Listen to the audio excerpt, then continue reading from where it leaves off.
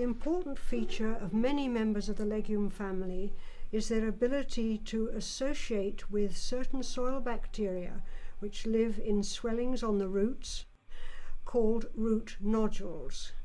Inside the nodules, the bacteria, which can turn atmospheric nitrogen, and the atmosphere is made of 80% nitrogen, into ammonia. What you're able to show using an electron microscope was that these bacteria were in fact no longer bacteria, that they'd changed radically and they were now actually a part of the plant. They were effectively what we call an organelle, so you may be aware of things like the nucleus and mitochondria, which are all part of the cell. And these bacteria had effectively become an organelle. In fact, we don't call them bacteria when they're in these cells. We call them bacteroids, and that's because they are radically different. They're no longer capable of living freely. They are part of the plant cell. What Kath and I can see here on the confocal microscope is a highly magnified image of a slice through a legume nodule, through a nitrogen fixing nodule, and you can see here the plant cells, enlarged plant cells, which are full of bacteria, and these are bacteria, the little tiny black dots. Each plant cell, which contains bacteria, usually contains several thousand, if not millions of them. They're now fixing a lot of nitrogen, and the fixed nitrogen, which is now in the form of ammonium salts, ammonium compounds, the plant cell assimilates it, takes it in, and exports it to these cells here which don't contain bacteria.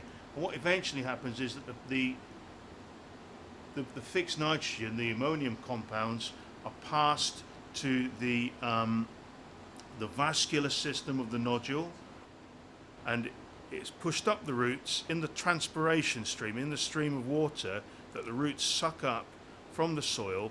The same system that's used for that contains the fixed nitrogen, and this is pushed up into the upper part of the plant and into the growing leaves. So what you see in the nodule is a kind of a factory for producing fixed nitrogen, and it's beautifully evolved for that function. So this is a pea plant that we've been growing in a special medium. We're growing it in agar, and the reason we're growing it that way is so that we can see the nodules that form after we add the rhizobium bacteria to induce nodule formation. And so we could, for example, just take some soil and inoculate bacteria from the soil and put it onto a plant like this, and we'd get nodules. And what we can then do is take these nodules, either from this plant here or even a plant in the soil, and cut out the nodules and crush the nodules, and then spread the bacteria onto what we call an agar plate, so that we can see them after a few days. We see the bacteria growing on the plate. And so this is how we get the bacterium that's called Rhizobium leguminosarum out of these nodules. So I'll start by crushing the nodule. We have one sample here.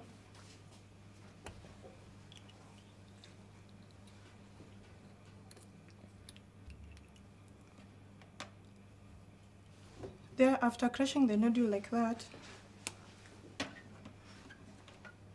that one you can now be able to pick it up using a sterile loop.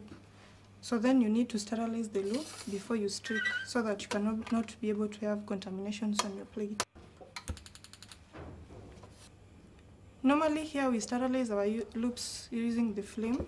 Then you can be able to pick your strain from the crushed nodules.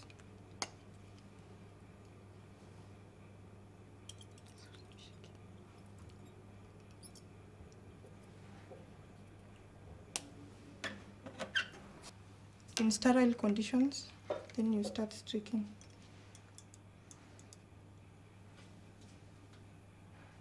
After streaking, you sterilize back your loop using the flame, and then now you're able to incubate the plate in the optimized temperature depending on the media and on the type of strain that you're targeting. Okay, so I'm going to run through how to produce a sterile inoculant with the minimum equipment that you can use to get a successful product. First step, you would start with a clean culture of the right species of bacteria for the target plant that you're aiming for. And to use that effectively to produce a large volume of inoculant, you would use a dilution technique. So you take a small volume of the bacterial culture, and dilute it with a much larger volume of either a weak nutrient solution or something as cheap as deionized water. So to produce those two things, you would grow the bacterial culture up in a small pot. Here we're using a Duran bottle, which is small enough to be sterilized inside a domestic pressure cooker. The flask is then inoculated with the bacteria so that you would have this pot full of a cloudy bacterial culture. And we prepare those mother cultures and grow them in broth, whereby we inoculate and grow them in a shaker for about 3 to 5 days, depending on the strain one is growing. When they are ready, we do transfer them to a solid carrier material, remembering that the farmer may not be able to handle liquid. Also, in terms of the developing countries, the distribution of liquid materials is a bit complex. The product is also very sensitive, so we actually use something that is very easy for the farmer to use. So the second part of the process is to have the carrier material produced, and you would have, in this case, a dry powdered peat, which has been milled into a fine powder, put inside a plastic bag, and then this whole unit has been gamma irradiated, so you have a sterile unit. Using the pumping system and the bacterial culture, you can then fill many hundreds of these packets using a very small flask of bacteria.